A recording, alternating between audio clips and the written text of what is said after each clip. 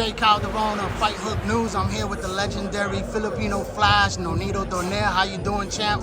I'm blessed, man. I just got done with the WBA convention, and it was amazing. We had a blast meeting a lot of fighters out there, legends as well, and now hanging out here for the Jake Paul fight. All right, you have a fighter coming on to the card today? No, I don't have a fighter, but I just had, I just supporting the whole thing. I got people ranked in the WBA, and we're excited for their fights and stuff like that. But right now, I'm just a regular dude, just enjoying the fight, man. Now, when can we see you next in the ring? Are you retired? Are you coming back for another title opportunity? Hell to the no. So you're done with boxing? No. You know what? I love boxing, and right now, all I'm doing right now is something that's holding me back is injuries. So taking the time to heal those injuries, and just keeping my space with my kids, with my family, and not being all about me, and my camp and stuff like that. So I'm just seeing the other side of things and going from there. But mainly for me, man, I just want to get rid of all this ache and pain and go 100%. Well, you've been a great champion for the sport of boxing. You've given us many thrilling nights, knockouts, great performances, so we do appreciate you and what you've done for the sport of boxing. Now, there's a lot of great fights out there right now. Who do you like the most right now in boxing? Who's your guy that you love to go see? I'm just gonna look at what's recent. I think that Devin Haney looked really well against Prograis. Regis is a tremendous fighter, but the way he boxed and the way he did things, that's one of those guys that just was. It showed a lot of talent, And then of course you got Crawford, Crawford and all of that. There's a lot of fighters out there that are just incredible. What do you think about the controversy about Devin Haney coming in at 165 pounds after he weighed 140 the next day? Do you think the rules need to be changed? This is something that's been going on for many, many years. I know back then when Arturo Gatti fought Joey Gamache, and they made a big deal about that as well. Give us a little bit more in deal. I remember those fights where he almost killed a dude. The thing about it is when you cut down a lot of weight, it weakens you. You can't hydrate 100% when you cut a lot of weight. He may have gained a lot of weight, but it slows him down. Now, my personal experience with that is when I was fighting, 112 or 115, I was weighing almost 20 pounds. And I felt heavy and slow and sluggish, and I didn't like that feeling. And that's why I made a choice now to fight 7 to 10 pounds over.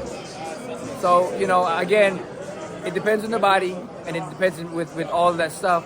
But ultimately, when you do something, it's a give and take. You may feel strong, but at the same time, you may feel like you don't have the stamina to last long, or you may feel strong, but then sometimes you're very vulnerable in the body sense or whatever. There's always that thing, depends on how your body works. But I know that when you cut a lot of weight, it makes you really weak. Because when it all comes down to it, people should be cutting down the weight, right, to fight, but they don't because it hurts. Now, a lot of people is talking, these guys are going back and forth. Gervonta Tank Davis, a big star in boxing. Devin Haney making his bones. He's hot right now. This is a major fight in boxing that boxing fans want to see. Devin Haney versus Gervonta Tank Davis. What do you think about that fight? I think it's a hell of a fight. That's a fight that everybody needs to see. I think that the way Devin performed in his last fight, he's gonna make it a really hard fight for Tank. If Tank had a problem with a lot of fighters or taller guys, it's gonna be very, very, very hard to time somebody who steps out and counters you back. So I think that's a tall order for him. But his power can change any fight at any moment in time. But the thing is, can he land that punch is the question, right? And I think that's something that people want to see because he's always going to have a chance because of his power, but then Devin has that dynamic technique and skills in creating distance and taking control of fights. Now, do you think that fight should happen at a 135? We've seen Devin struggle against Vasily Lomachenko, even though that was a highly skilled fight between two great fighters. We saw that was one of the best fights of the year. A lot of people are not talking about it because there's a lot of controversy because of the judging scoring. I scored it a draw or a slight favored win for Devin Haney, but do you think that fight should be at 135 or 140 where Devin's a little bit better and Tank has been at 140 to fight Barrios? That'll be too hard for him to be at 135, and this is why he's moving up in weight. As it is, he was supposedly tremendously overweight in going into the fight. And making that weight, this is why he's not making the weight regardless of how big he's gonna go in there, because he's gonna be so weak. And I think it's gonna be to a point where either the meet right down the middle or it has to be 140 because Devin can make the weight. And I know it's like me, if I say I can fight at 112, I know as much as I'm the bigger guy, I'm still gonna have a hard time with fighting guys who are more comfortable in that weight class. Now, if Devin and Tank hook up at 140 pounds, who you favor in that fight?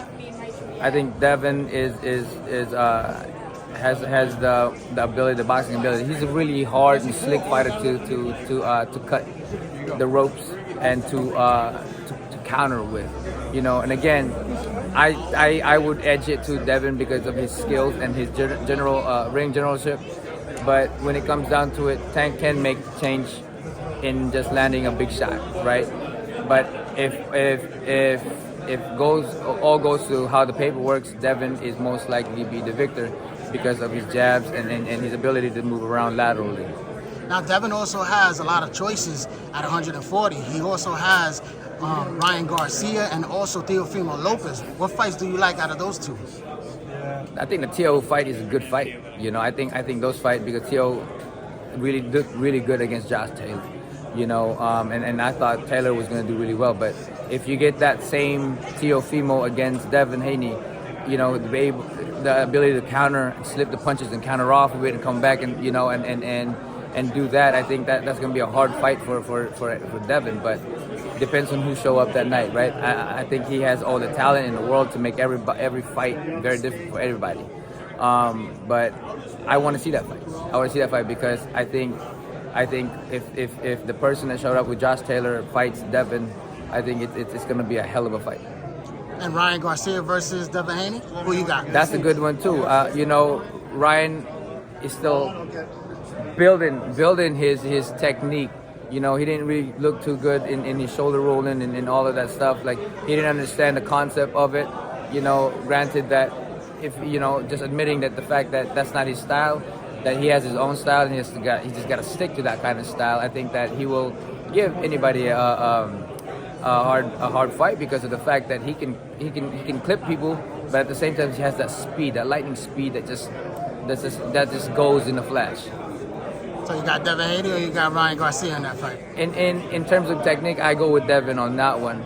You know, but again, depends. I think Ryan is still kind of growing, and at this moment in time, he is kind of building his what he wants to become in terms of his style. And so Haney would be more of the choice.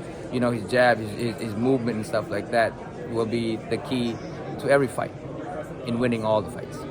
Thank you, champ. I want to thank you for all the beautiful nights that you have given us in the sport of boxing.